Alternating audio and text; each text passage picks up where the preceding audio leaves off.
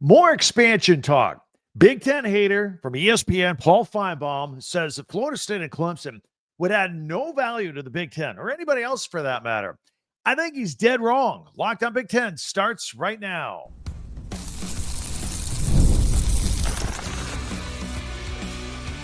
You are Locked On Big Ten, your daily podcast on the Big Ten Conference. Part of the Locked On Podcast Network, your team every day.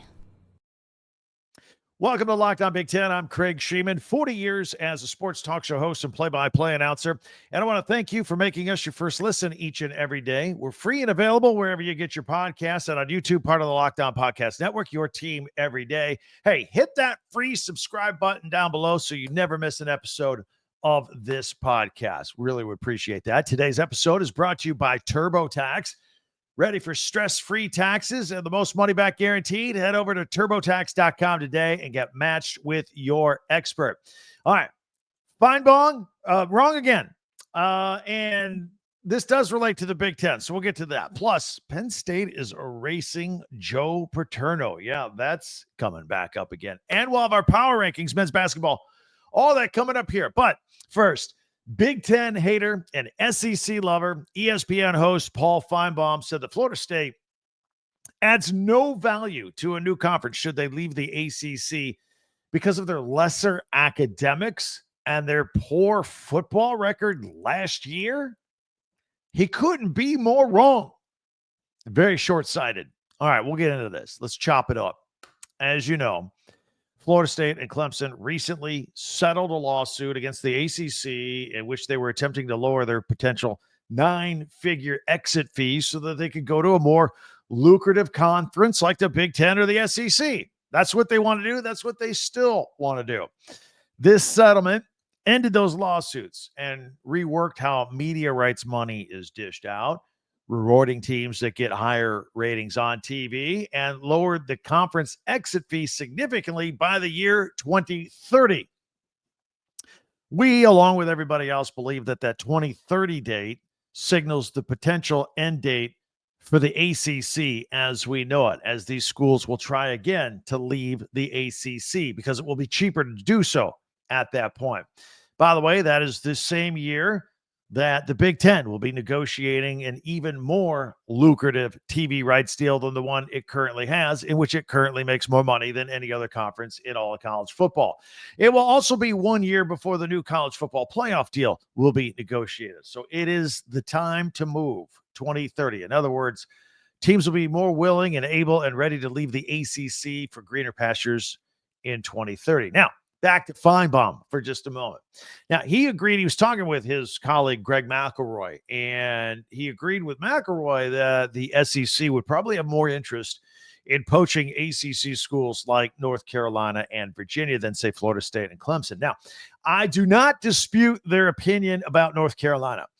You everydayers to this podcast know that it is our opinion that there will someday be a bidding war between the Big Ten and the SEC for the services of North Carolina when and if it becomes available. They're an absolute goldmine. They check every box, and both conferences want their footprint in the state of North Carolina.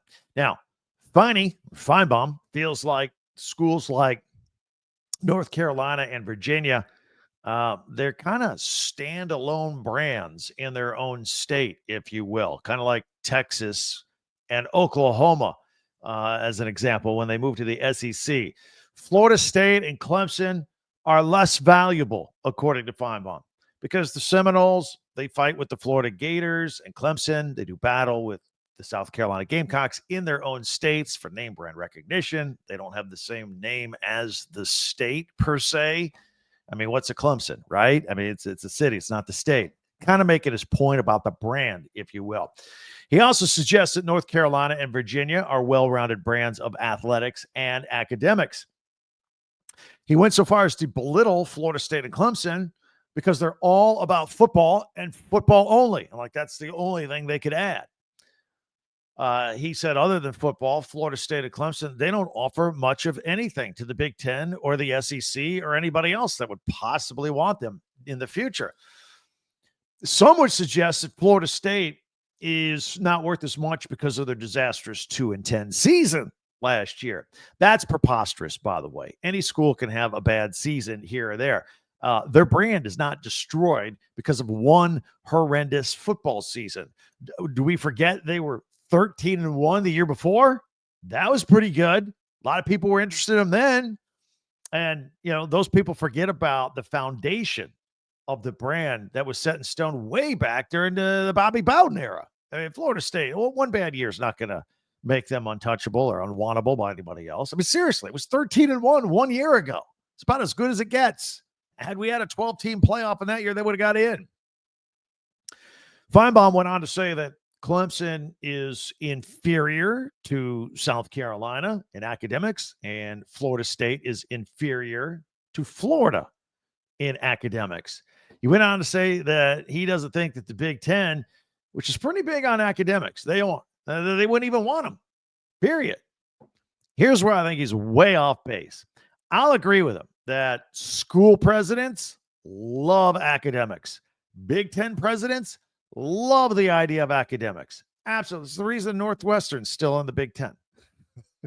But you know what everybody loves more than academics? Money. They love money. And football brings in about 75% of the athletic department revenue at most schools, and those numbers will continue to grow. And the numbers are astronomical. So let me ask you a question. Seriously, we'll frame this up for you here. When was the last time you or a friend or a relative had a good-natured argument about your two favorite schools, maybe going head to head?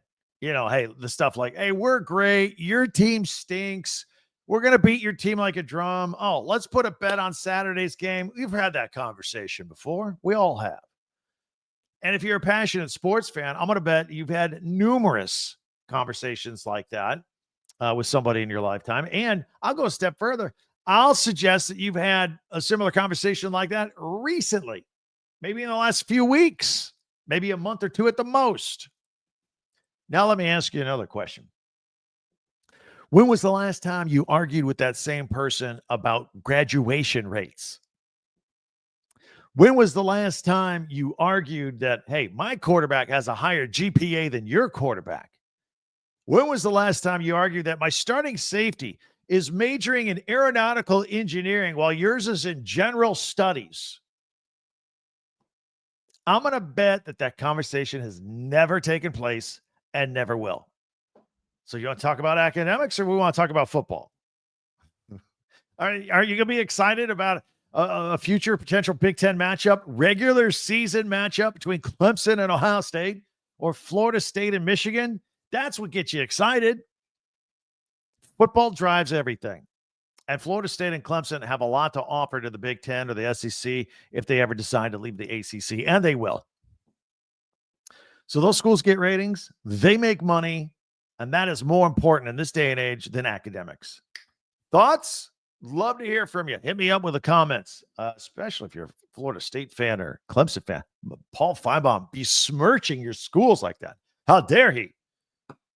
Be sure to subscribe. It's free. Just click the button, and then it takes, as long as it takes to snap this finger, that's all it takes. Just hit the subscribe button and follow Locked On Big Ten for free wherever you get your podcast, that way you'll never miss an episode. And you get it as soon as it becomes available each and every day. And if you don't mind taking the extra step to share, follow, and like, and even comment, that would be fantastic. And don't forget our website and Twitter. We're on Twitter at X at Talk Big Ten, but also our website, talkbig10.com. All of our podcasts go there. And also we have links if you want to buy merchandise from your favorite schools around the Big Ten. Show a little school spirit. We'll have it all right there. Very easy for you to get at. All right. I still have a lot I want to talk about here to you about. It appears that Penn State is continuing to erase Joe Paterno's memory with this new stadium naming rights deal. I will talk about that. Plus we'll have our power rankings, all that coming up in just a minute right here on Locked On Big Ten. It's tax time. TurboTax. This is a message, Big Ten fans, from Intuit TurboTax. Taxes are waiting around and stressing about them. That's what doing taxes is all about, right? You're wondering and worrying, are you going to get any money back? Are you going to owe? And then more waiting. Now, Taxes is matching up with a TurboTax expert who can do your taxes as soon as today.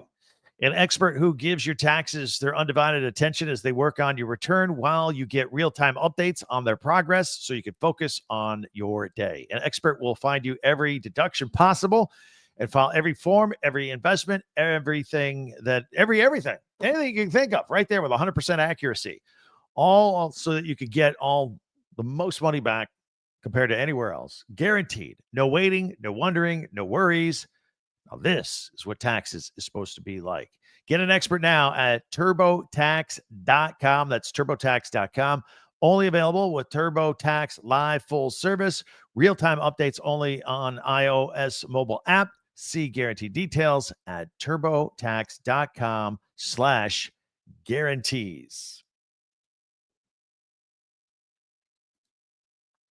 Well, thank you for making Locked On Big Ten your first listen each and every day, especially you everydayers out there. Meanwhile, be sure to hit that subscribe button so you never miss an episode. It's free.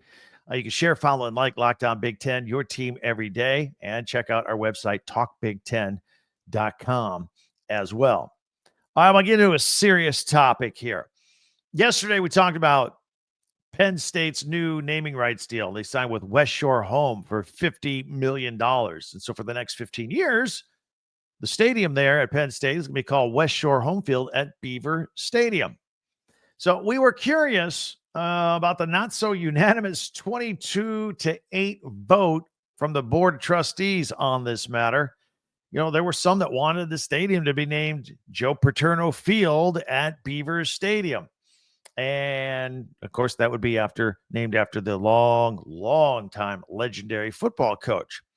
Now, to the dissenters on the board included former players like quarterback Matt McGloin and Jay Paterno. They were really in for, hey, let's name it after the coach. And others were like, no, we want to move on. Got to put that behind us with the controversial past. Let's move forward with this new naming rights deal. It was called a transformational vote by many. A vote to remember the past, or maybe a vote to bury the past and move on to the future. McGloin said with this vote, quote, "You're trying to race 46 years as a head coach," unquote. Now, the topic of Joe Paterno, it's a complicated topic in Happy Valley. Paterno was the head coach at Penn State from 1966 until 2011. Before that, he was an assistant at the school from 1950 to 1965. Penn State was the only the only school that Joe Paterno ever coached at. Along the way, he won 409 games, 24 bowl games, a couple of national championships, got natties in 82 and 86. He went undefeated 5 times. He won too many Coach of the Year awards to even count and sent numerous players to the NFL. But suddenly in 2011, his career came to an end when the school's Board of Trustees fired him following a very, very ugly child sex abuse scandal that occurred on his watch involving his former defensive coordinator, Jerry Sandusky, who is currently in jail. Paterno was accused by the FBI of concealing information relating to Sandusky's abhorrent behavior. Then Paterno actually died a few weeks after his termination, and his family to this day disputes the FBI's findings. As you can see, people and players and family members are still passionate about Joe Paterno. And they were the ones that would prefer that Beaver Stadium be called Paterno Field at Beaver Stadium.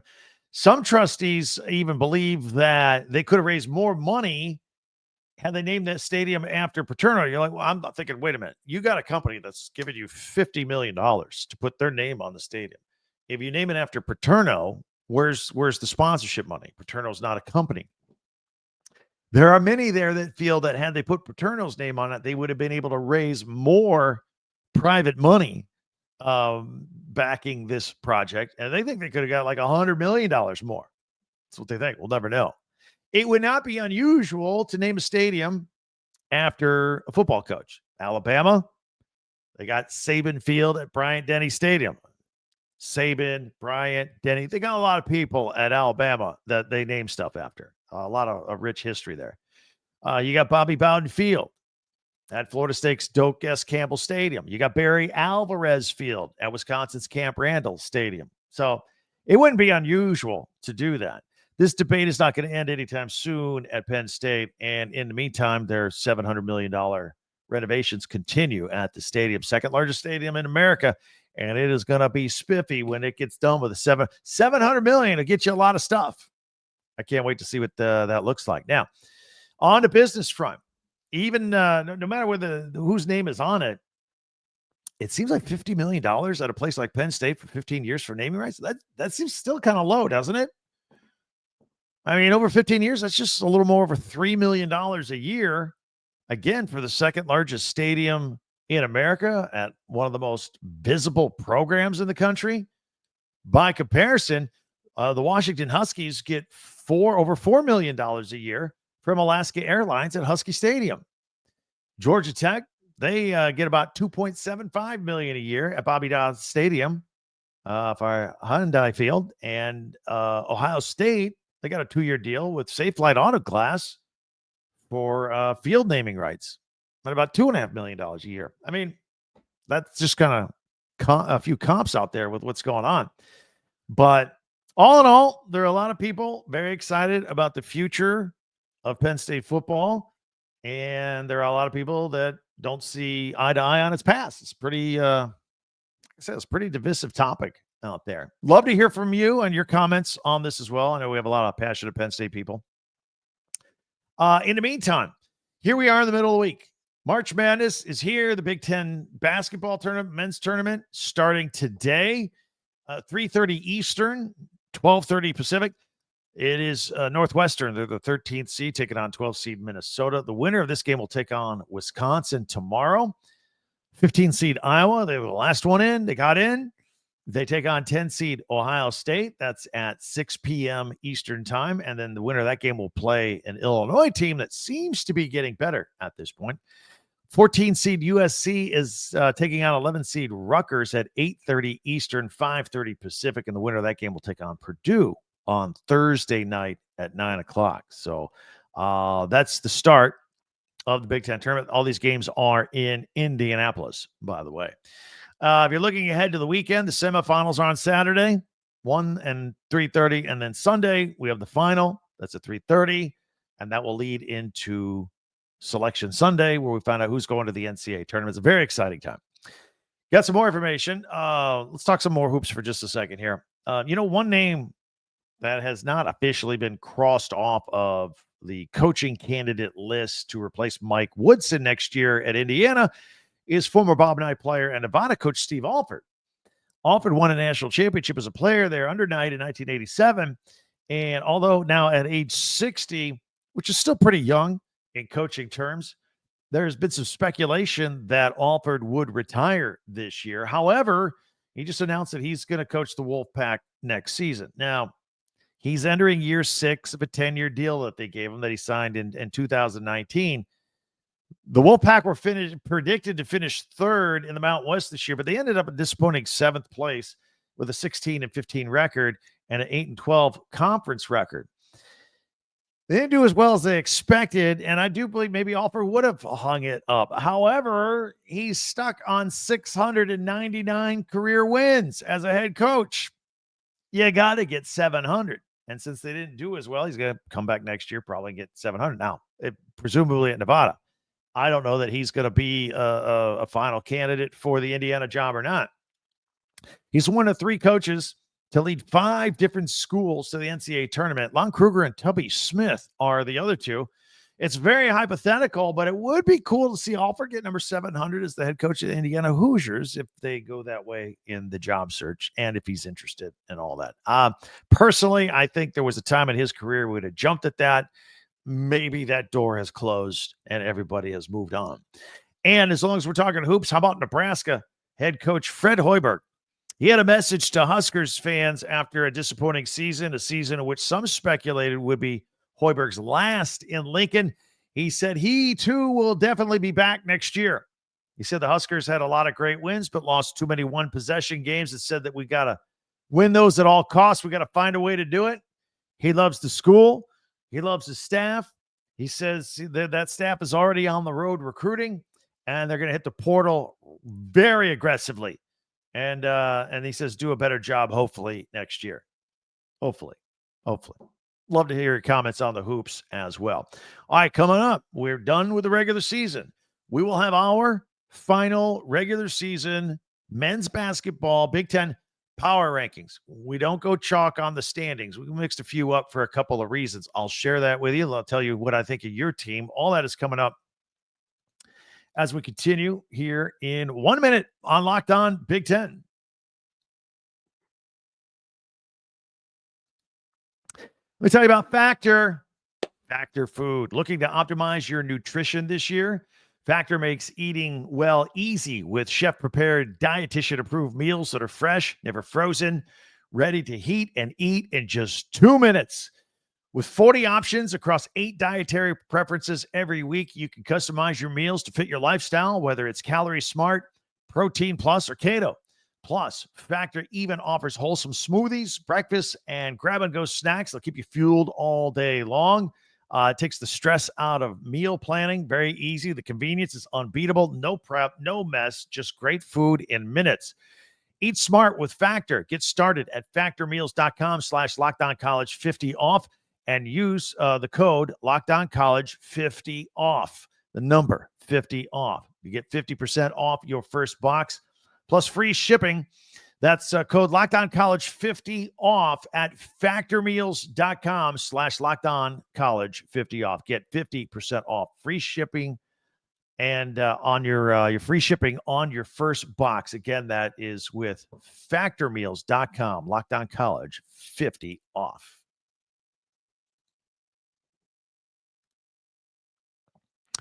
All right, I want to thank everybody for making the Locked On Big Ten your first listen each and every day. We always do features here that we love at the end of the podcast. I'm going to put these on screen. I've power ranked all 18 men's basketball teams in the Big Ten. Let me know what you think here. Now that the regular season is over, we'll go full screen here. And if you're on audio only, no problem. I won't have you feeling left out. We'll tell you what's on here. So, obviously, and I think this is obvious, I think it's Michigan State and everybody else. They finished scalding hot, 7 wins in a row, ready to go. Number 1 seed, Big Ten tournament. They have the look of the eye of the tiger, if you will, for the month of March. I think Michigan State is ready to go. I like Maryland at number 2. I've kept them here 2 weeks in a row. I like Derek Queen. And I think this is a well-rounded basketball team, both offensively and defensively. The Maryland Terps. Wisconsin, going to give them a little boost here at number 3. John Tonje, I like them. They weren't as consistent down the stretch that I hoped for them, but this is a good basketball team that could beat some teams in the tournament. I got Purdue at 4. They did not finish really real strongly here in the season. Could have dropped them. Illinois was tough to pick. I got them at 5. You know, they had the 43-point loss at Duke, but then they finally turned it around. They beat Michigan by 20. I think Illinois is getting healthy. They had injuries and sickness, and they were just clobbered. Now I think they're the sneaky team to watch, both in the Big Ten tournament and in the NCAA tournament. I wouldn't want to play them. I got Michigan. Had them up high, top 2, top 3 all season long. I've dropped them to 6. They're not playing well. They've lost 3 in a row. In fact, I think roughly since the time that Dusty May got his new contract extension, because Indiana was snooping around, they haven't played that well, to be honest. I'm also curious. This team is big man centric. You know, the 2 7-footers.